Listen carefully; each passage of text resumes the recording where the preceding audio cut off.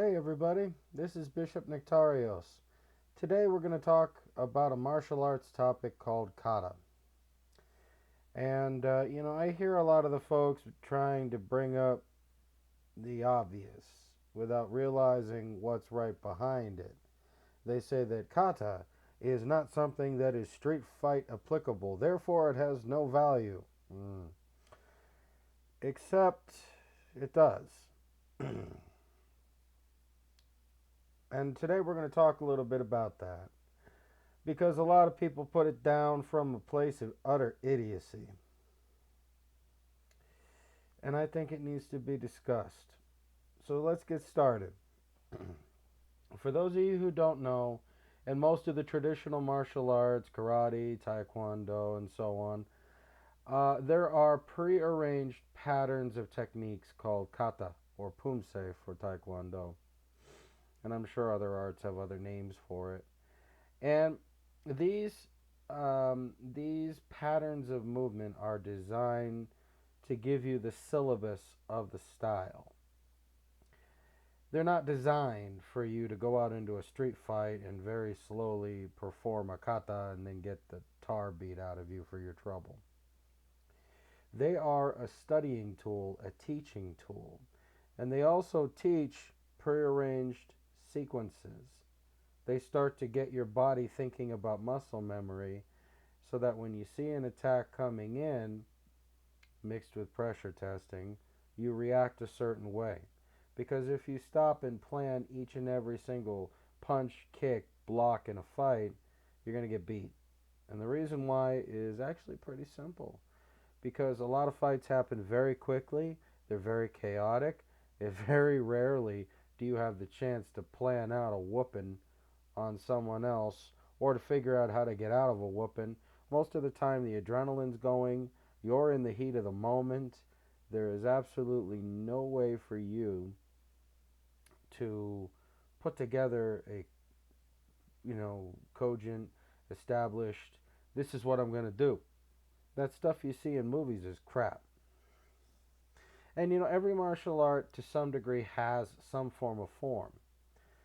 Boxers hate it when you put forward shadow boxing or working on the speed bag.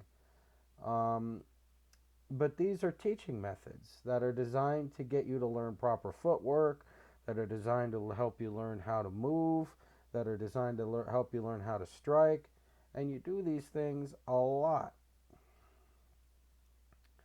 Now, as much as this is probably going to surprise people, back when these martial arts were used in an everyday fashion, there were a lot of people that couldn't read and write. Only the star pupils usually got their hands on the scrolls that kept the techniques of the style, assuming the master had scrolls, not all of them did. And you would have to learn the style whether you were a peasant working in the field or a nobleman in the court. So they would create sequences of techniques so that the syllabus of the art could be taught and conveyed regardless of whether you can read or write. Now, to this day, people don't realize, because they want instant gratification. They want to get out there and spar and spar and spar. But part of the reason why a martial art is a martial art is you study it.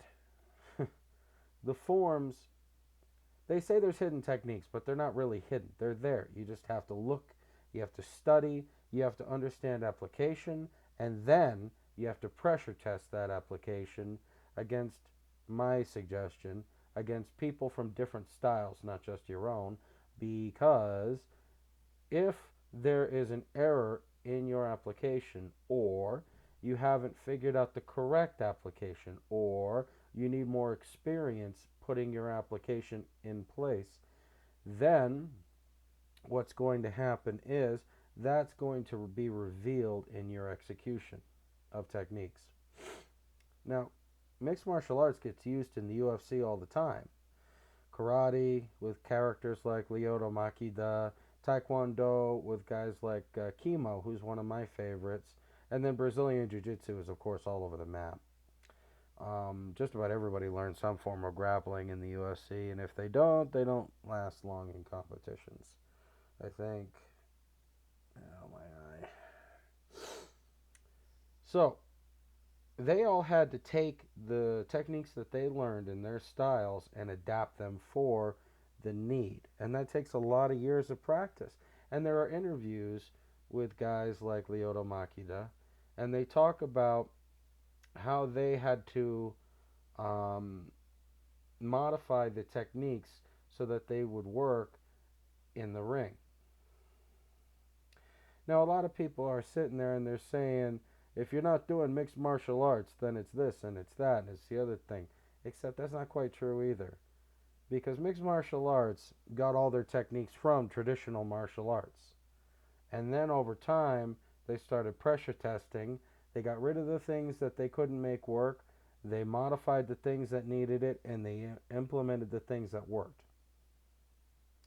And in the end, they started to develop a philosophy, a system of training and fighting, and they're developing fighters, not necessarily martial artists.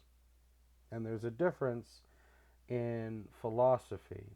There's a difference in way of life, too.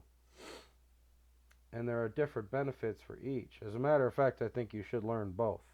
Because a lot of the current martial arts have been watered down because certain techniques are highly illegal in competitions because they will cripple or maim or injure. As a result, you never train in any of these techniques. And that was, I commented on in a previous video because Taekwondoists keep their hands down around their hips. They just let them hang limp at their side, and they do this stupid bouncy thing, and they scoot in and deliver a kick and kick the opponent in the head. And I'm thinking, hmm, bad posture, bad technique, gonna get your butt kicked in a real fight. You're gonna get your face punched in, and the first time you get hit in the face, down you go. All your taekwondo is gonna not work out, and you're gonna think it's all a bunch of crap because you didn't take the time to pressure test it properly. I had to learn it the hard way. Congratulations. Sooner or later you will too. You should take Brazilian Jiu Jitsu's philosophy.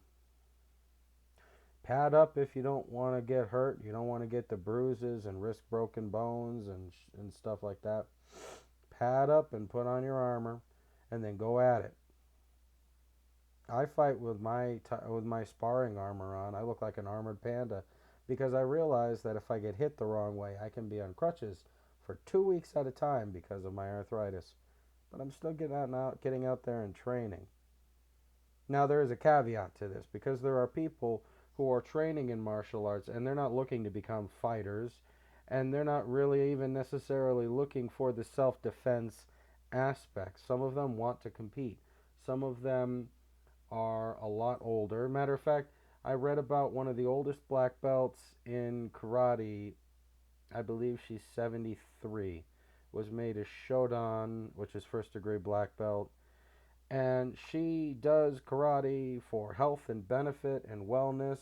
And yes, if someone gives her trouble, she's better prepared than if she knew nothing at all. But she realizes that at her age, that there's going to be you're going to hit a wall soon enough. So Kata has a place as a nonverbal documented knowledge textbook, if you want to think of it that way. So you take the forms and you study the forms, and you don't just study the techniques, you study the implications behind those techniques, how to implement them, how to put them forward, the application. And you'll start to develop not hidden techniques because the techniques are right there in the form that are given to you not freely. You usually have to pay to go to class and train, but it's given to you. Now, if you get your textbook, you can make the argument that there's hidden knowledge in the textbook because you haven't discovered it yet, but it's still your responsibility to crack it open and start studying, especially if you know you're going to be tested, whether that's in a school, whether that's in a competition, or whether that's you getting hurt on the street. if you know you're going to have a test or that there could be a surprise test, it's in your best interest to keep studying the material. It's also worth noting that kata itself has a meditative aspect to it. Especially in karate, they have a kata called sanshin, which was meant to be a meditative kata to help you focus and to get you ready for what's coming. Um, and I've heard a number of people speak about it as a moving meditation as opposed to simply a kata. Now, preferably I like Taekwondo's katas because a lot of the other martial arts katas have very obscure techniques. It can be very hard to understand what they are. And over the generations, they stop asking questions, so the information isn't conveyed. So you have these moves that could be a takedown, they could be a throw, they could be something to trap the arm. You don't know. And you're taught in class to just follow along, don't ask questions, and do what you're told. If the instructor tells you to jump, you jump. If he tells you how high he wants you to jump, you jump that high. And that's all there is to it. But because you don't ask the questions, you don't study, you lose a lot of the art in the translation. I mean, in the old days, you didn't just go to the school, pay your fees, and start training. You apprenticed under an experienced teacher, and then you learned everything that teacher had to teach. And then it depends. If you were in the Japanese system, they had menkyo, um, and you would be licensed to whatever extent you had achieved or accomplished, um, and you would usually be issued some form of document. I forget the correct term for it. Menkyo is all the way up near the top when you pretty much mastered everything that is in the system. But then they would often go and learn from a different teacher, and they would start to build up a library of techniques from different styles. That's why you'll often see a lot of the older masters in history have backgrounds from several teachers, um, and they bring all of that to the table. Uh, we take a look at something like karate, and Yuichiro has elements of both Japanese style martial arts and Chinese style kung fu mixed together. And Yuichiro has been called one of the more effective systems of self defense in karate because of how simple it is. So, I want you guys to rediscover kata, both as a moving meditation to help you get focused and as a way to study the system because everything has a syllabus and a dictionary. And this gives you a chance to solo train as well in preparation for those times when you get in the ring and train with your partner. So that's it for today, folks. You have a good one. I'll talk to you soon. Take care.